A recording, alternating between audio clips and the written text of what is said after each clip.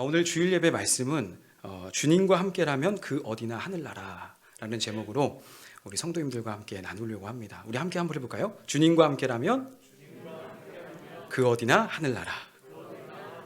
아멘. 찬송가 가사이기도 하죠.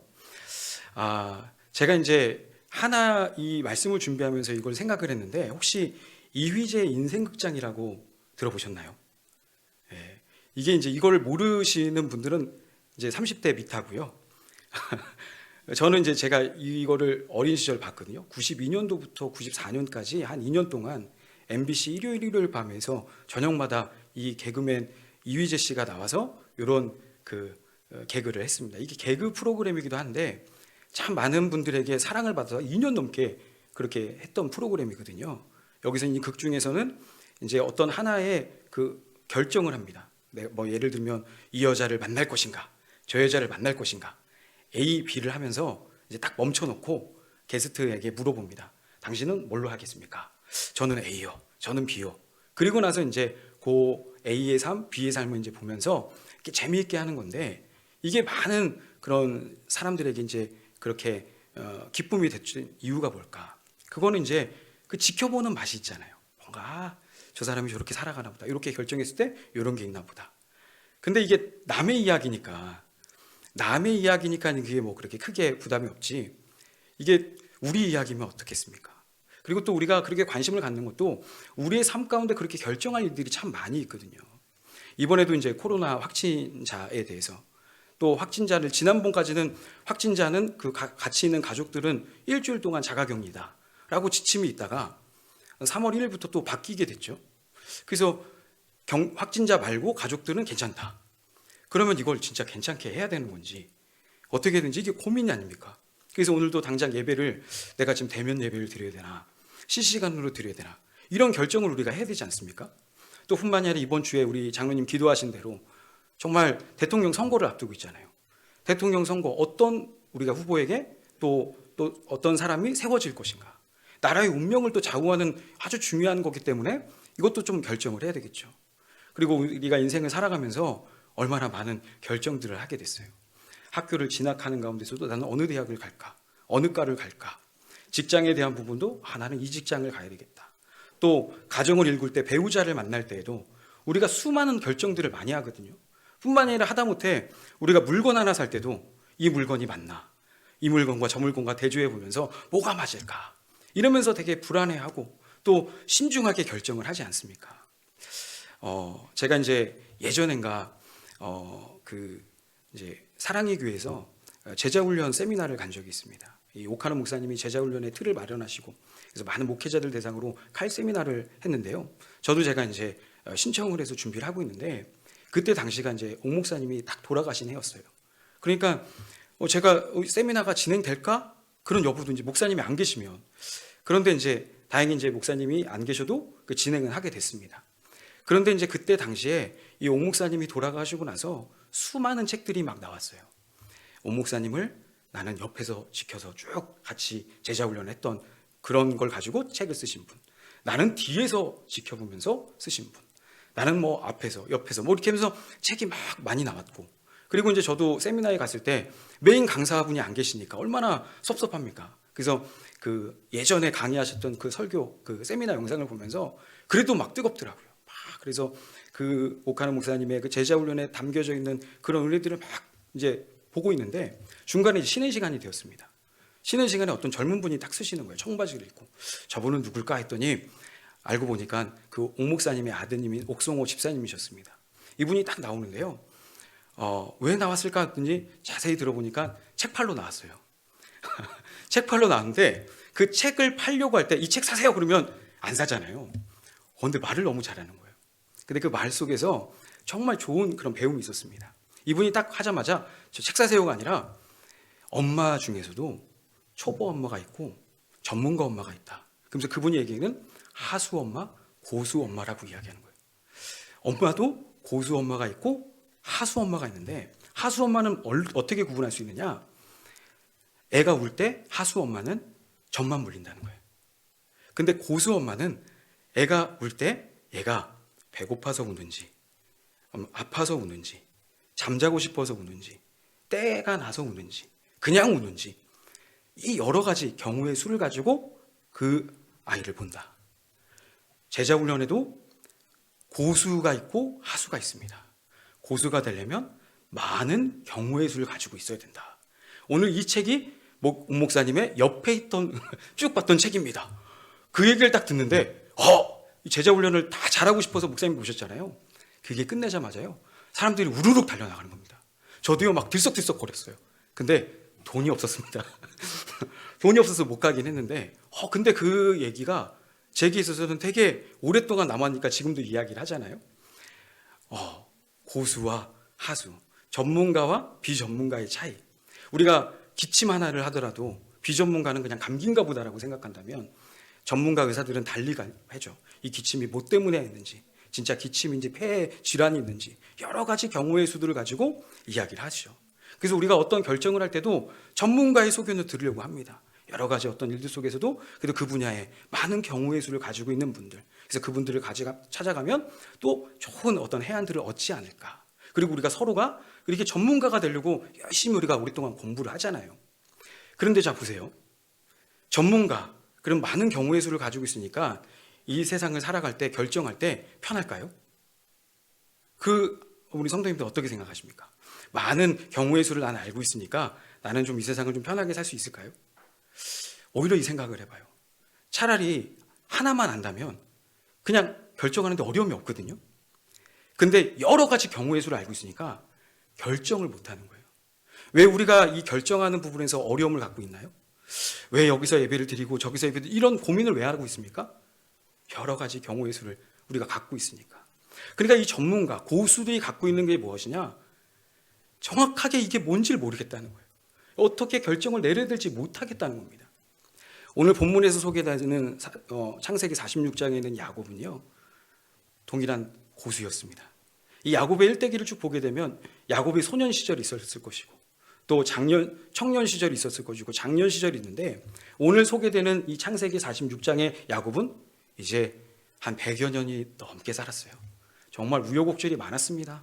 그가 형의 그 파추강구로도 장자권을 빼앗고 아버지를 속여서 축복을 받고 또 도망가다가 외삼촌 나반의 집에서 또 정말 여러 가지 어려움들을 겪고 다시 형 에서를 제외할 때 얼마나 두려웠던지 그래서 약복강에서 막 생사를 걸고 기도하고 이런 모든 과정들을 다 거쳤어요.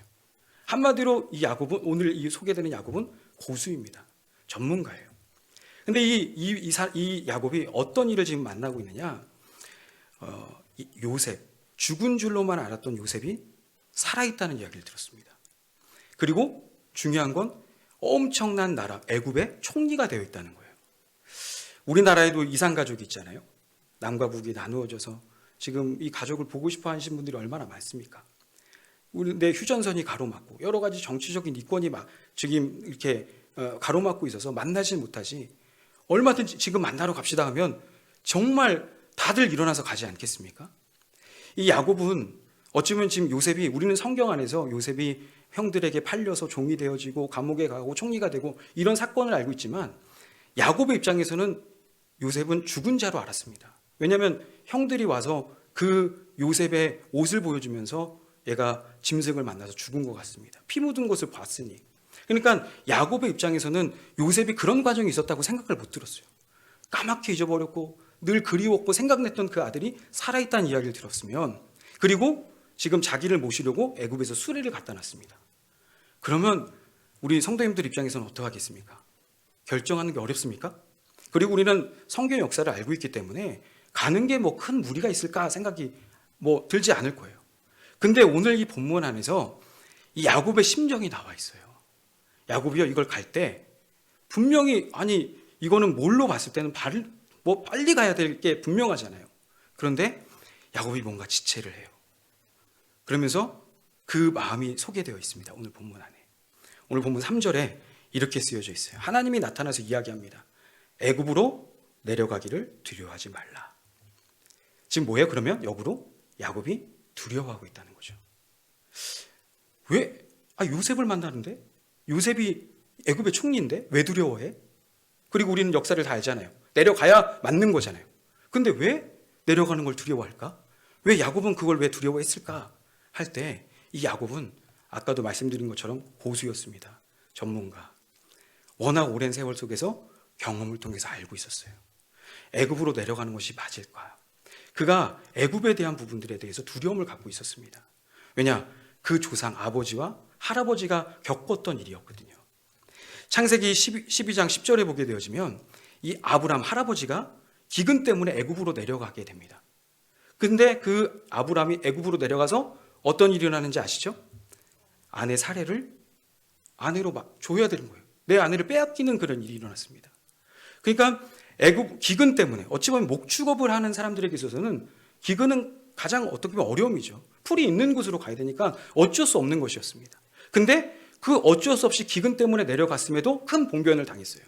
근데 이건 또 이어서 자기 아버지였던 이삭도 경험을 해요. 이삭도 기근 때문에 애굽으로 내려가려고 할 때 내려가지 말라고 합니다. 그때 하나님이 내려가지 말라고 할 때 들을 것 같아요. 그래서 애굽은 안 가요. 근데 애굽 중간 어중간한 그랄이라는 곳에 머뭅니다. 거기서 또 할아버지 아브라함이 겪었던 그 어려움, 리브가를 또 옆에 있는 그 땅에 있는 사람들이 탐하는 일들이 일어나게 되는 거예요. 그러니까 항상 애굽이라든지 그쪽을 내려갔을 때 하나님이 약속하신 땅을 떠났을 때 어려움이 자기 조상 때부터 있었던 것이죠. 그리고 그건 부모님, 할아버지만 겪은 것이 아니라 이 야곱 본인도 겪었습니다. 이 야곱이 잘 아시는 대로 아직 보여주시면 안 됩니다. 네. 조금 있다가. 네. 야곱이 지금 그 형을 속이고 아버지를 속이고 그래서 도망을 갔습니다. 그러다가 도망가서 잔 곳이 베델이었죠.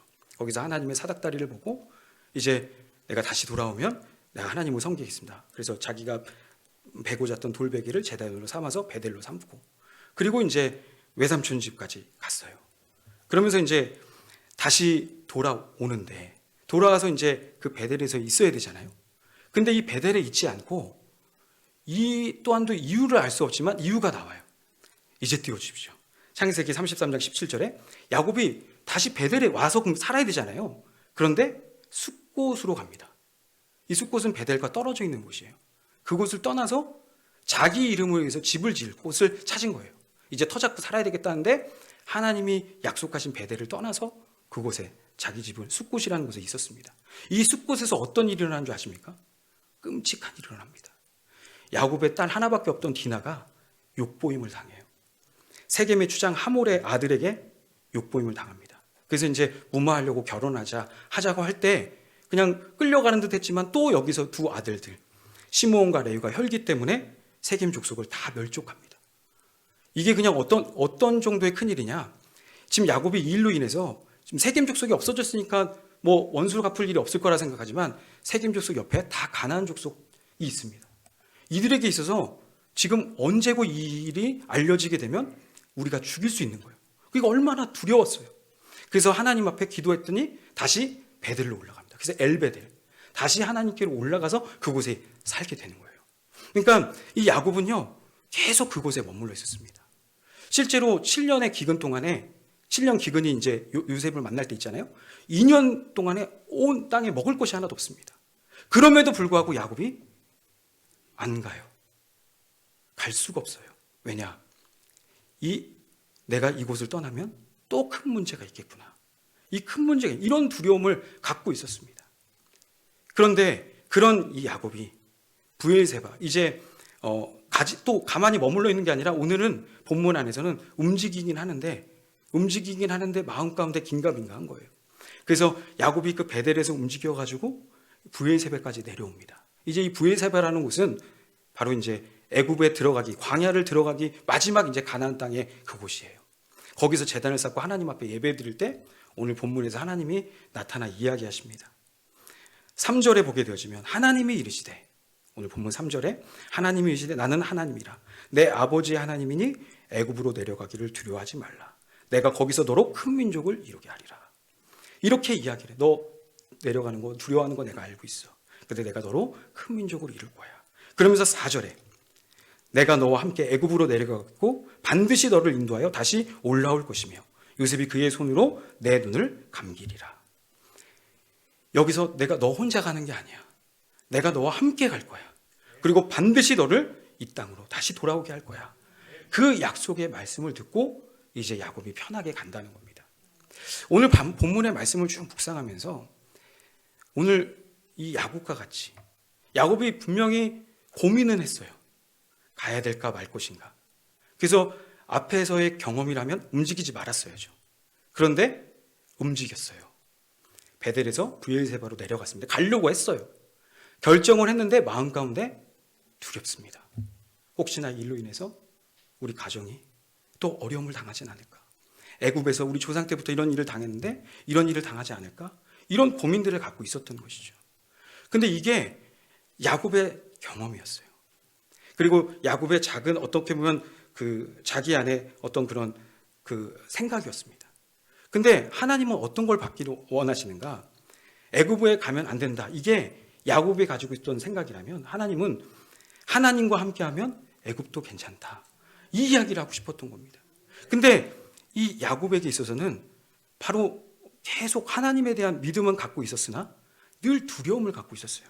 결정하는 부분에서도 뭘 하는 부분에서도 늘 내가 뭔가 잘못하면 하나님께서 벌을 주실 것 같고 잘해야 복을 주실 것 같은 믿음으로 하나님을 믿고 있었지만 두렵게 믿고 있었던 겁니다. 너무나 안타까운 거예요. 실제로 오늘 내가 너와 함께 가겠다라는 이 메시지는 야곱에게 이미 오래전부터 약속으로 주어졌던 말씀이었습니다. 이 야곱이 이미 태어나기 전 엄마의 태중에 있을 때 그 어머니 리브가를 통해서 약속을 해요. 창세기 25장 23절에 이렇게 이야기합니다. 큰 자가 어린 자를 섬기리라. 이미 태중에 있을 때부터 야곱을 하나님께서 택하셨어요. 근데 이 야곱은 하나님이 날 택했구나.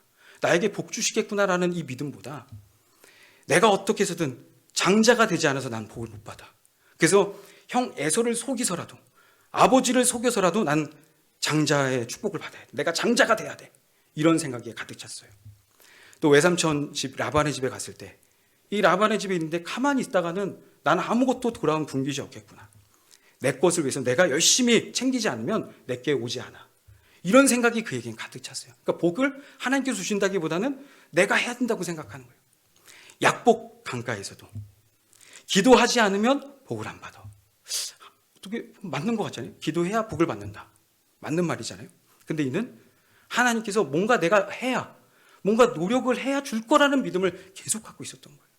그러니까 오늘도 이렇게 내려가는 부분에서도 하나님이 함께 계셨다라기보다는 내가 뭔가 잘해야 하나님께서 복을 주시고 평안을 주실 거라는 생각에 사로잡혀 있던 것이죠. 근데 참 놀랍게 이 창세기를 보게 되면 야곱과 대조적으로 그 아들이었던 요셉을 보게 됩니다.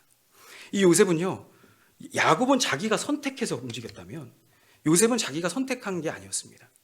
어쩌면 물론 요셉에게도 잘못이 있죠.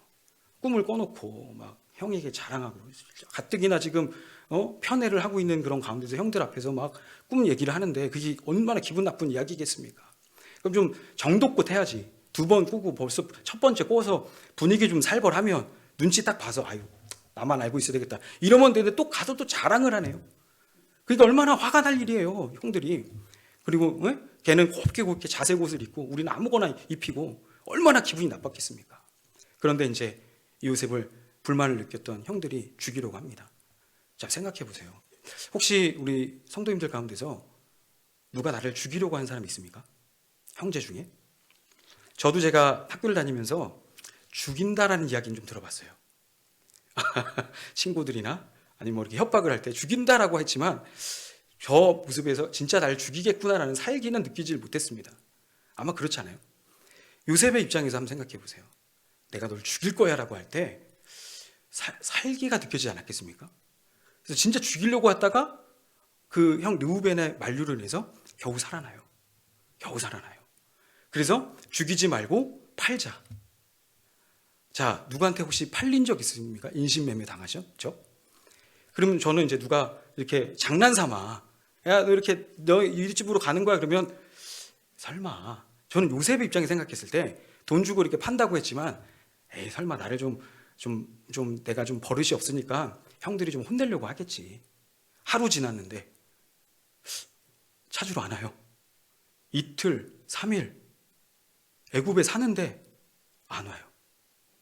그러면 이 요셉의 입장에서는 얼마나 기분이 나쁠 일이겠습니까?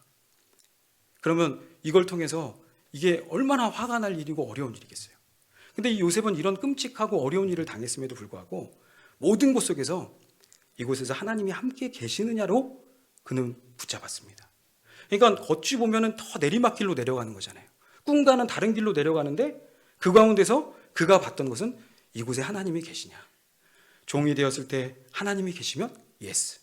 감옥에 갇혀도 예스. 총리가 되어서 우리는 보통 총리가 되면 이제 끝난 것 같잖아요.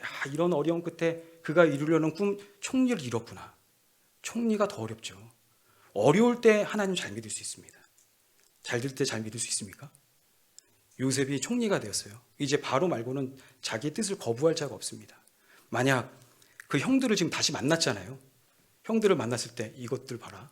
나를 진짜 죽이려고 해? 그리고 팔았어? 가만히 내버려 두겠습니까? 그때 하나님을 봤어요. 요셉에게 있어서는요, 매 순간마다 하나님을 봤던 겁니다. 그러니까 어디를 가도 상관이 없었던 것이죠. 우리에게 진짜 중요한 것은요, 여러 가지 선택 속에서 내가 뭘 선택했느냐가 중요한 것이 아니라 그 선택 가운데 하나님이 함께 계시냐, 나와 함께 있느냐가 중요하다는 것이죠. 우리 성도님들 함께 계십니까? 보통 이렇게 물어보면 아멘도 할 수도 있지만 어떤 분은 진짜 함께 계신가? 이렇게 의심을 들 때가 있어요. 왜냐? 환경을 통해서 이야기할 때가 있거든요. 이렇게 어렵고 힘든데 요셉처럼 이렇게 내려가는데 진짜 계시다면 하나님, 내가 의로운 일을 했는데 왜 감옥까지 갇히겠나? 그렇게 의심이 들고 하나님이 안 계신 것 같다라고 생각할 수 있죠.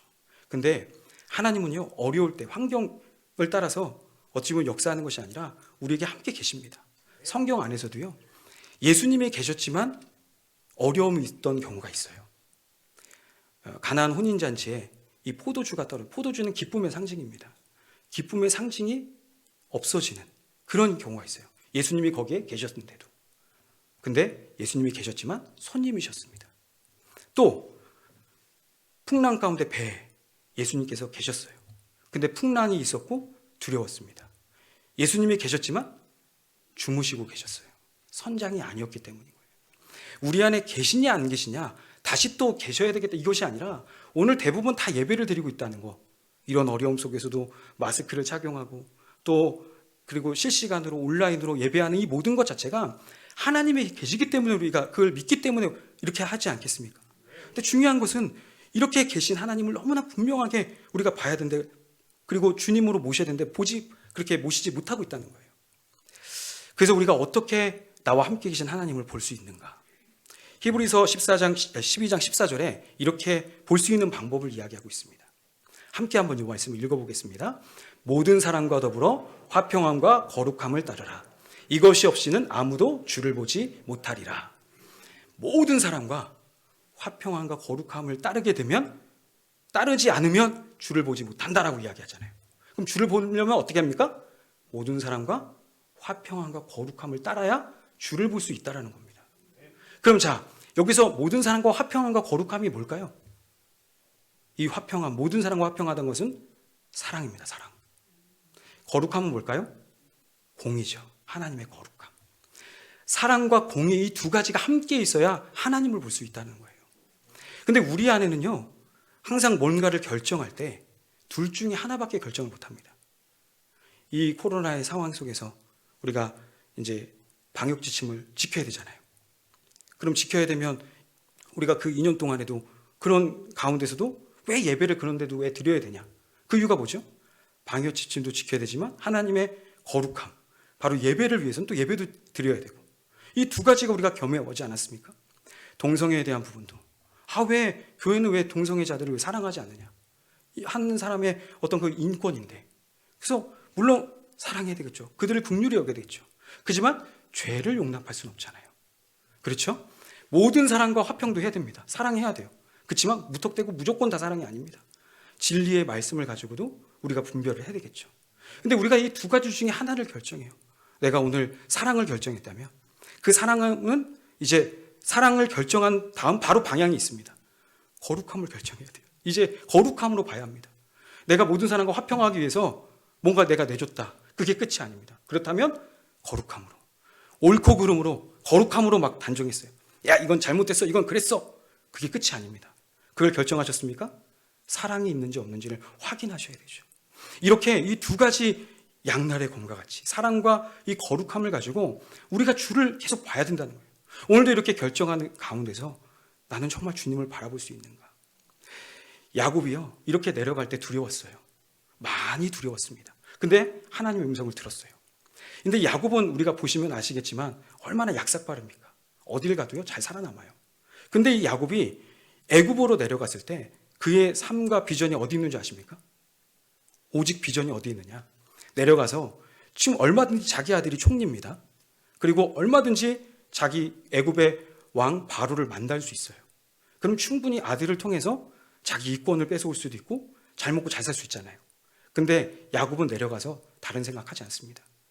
오직 내가 죽거든 약속의 땅 가나안 땅에 묻어다오. 오직 소원이 그거예요. 애굽에 내려갔지만 애굽이 우리의 목적지가 아닌 거예요. 내가 가야 될 곳이 정해져 있던 겁니다. 주님을 본다는 것 자체가 모든 결정 속에서 계속 우리 주님과 함께 주님의 약속하신 나라를 보게 된다는 것이죠. 우리가 여러 크고 작은 결정들이 참 많습니다. 그 결정 속에서요, 우리가 두려워하지 않을 것은 모든 것을 합력하여 선을 이루신 하나님이 계시기 때문입니다. 하나님이 함께 계세요. 오늘도 정말 우리가 한 주간의 삶, 앞으로의 삶을 살아갈 때 여러 가지 어려움이 많잖아요. 코로나 이 확산들로 인해서 참 일상에 여러 가지 어려움들이 있고 예배도 예배대로 마음껏 드릴 수도 없고 또 나라의 일 여러 가지 그런 현안들을 보면서 우리 안에 얼마나 침체되고 어려움이 있습니까? 또 그런 가운데서 뭔가를 결정할 때 얼마나 힘들고 어렵겠어요. 근데 그것이 아닌 정말 그 가운데서도 계신 하나님 때문에 나는 만족합니다. 감사합니다. 이런 믿음의 고백을 가지고 걸어가시는 우리 큰나무교회 성도들 되시기를 예수님의 이름으로 축원합니다.